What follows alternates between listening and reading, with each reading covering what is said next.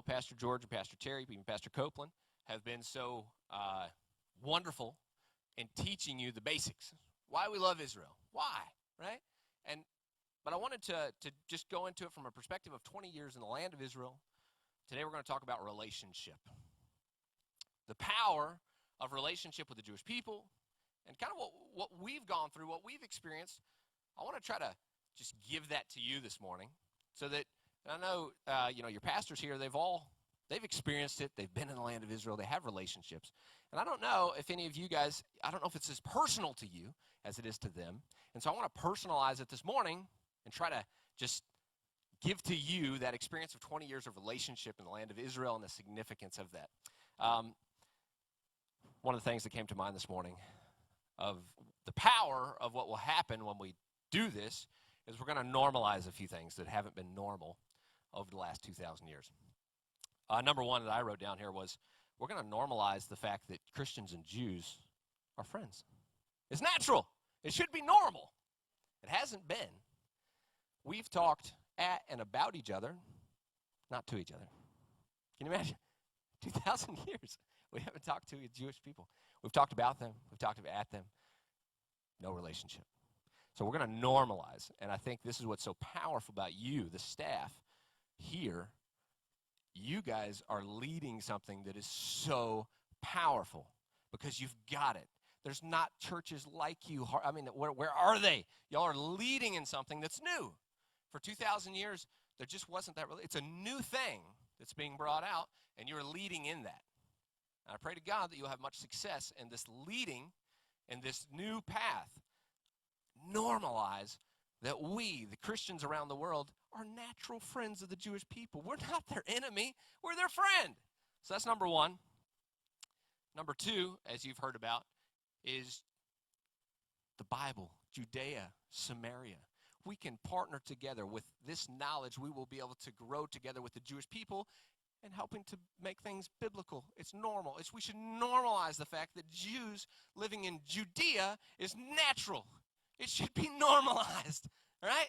And we can do that. The power of us joining together with the very small Jewish population of the world, we can help them normalize things that are just plain simple. It's powerful, right?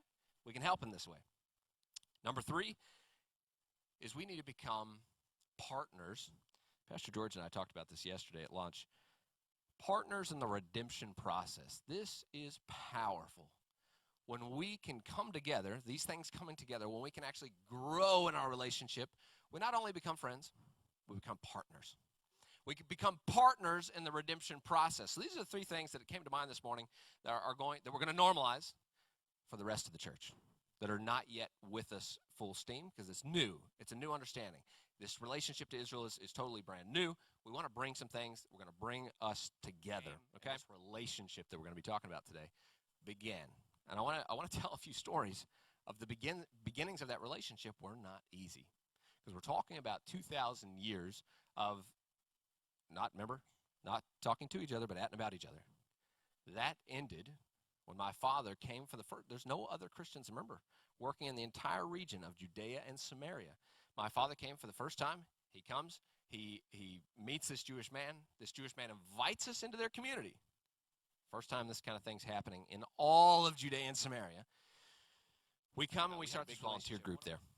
And we woke up one morning. One of the teams went out. And we saw on the bus stops all the way down the road for a long time, all the way from where we live in the Mount of Blessing, all the way down to Jerusalem. Those pictures of my dad's face on all the bus stops with a big X across it.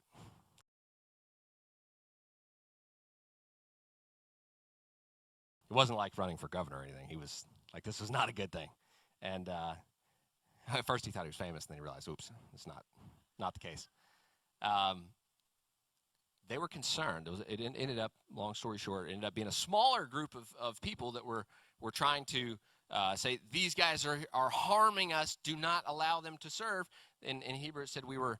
It was very graphic. It said it was like we were taking their souls. We were harming the Jewish soul.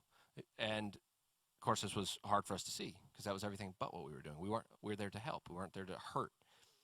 But because of our past, we understood again This was the situation that we were in the middle of.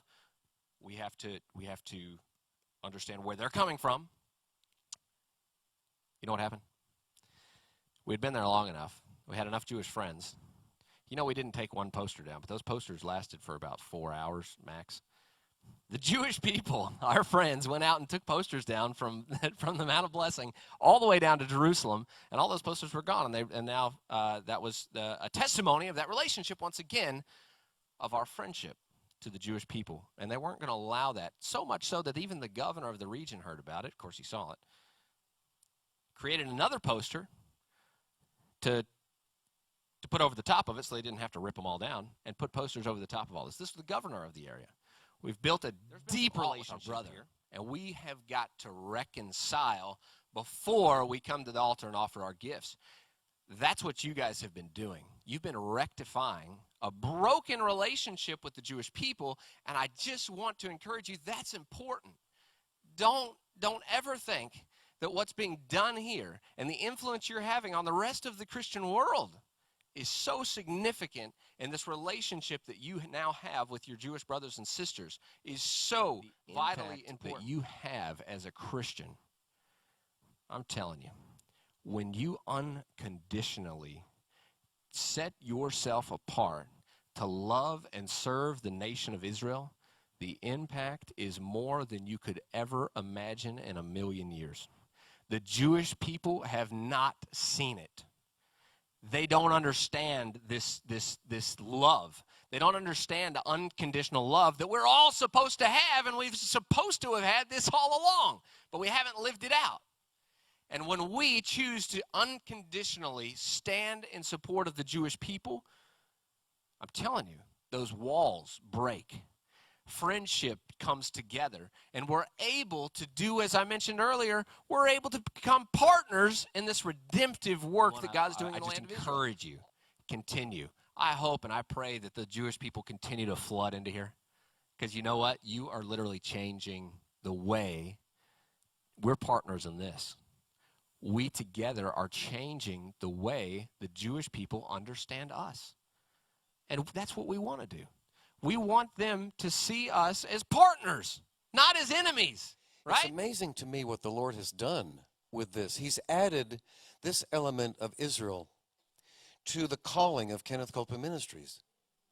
And it's been building for years and years and years. We've been connected with Billy Brim. We've been going over there together. We've been going to Billy's meetings. And then the Lord has begun to work within us to bring our own tours over there, and one thing after another. And all of a sudden, we are developing and cultivating friendships with Jews in Israel.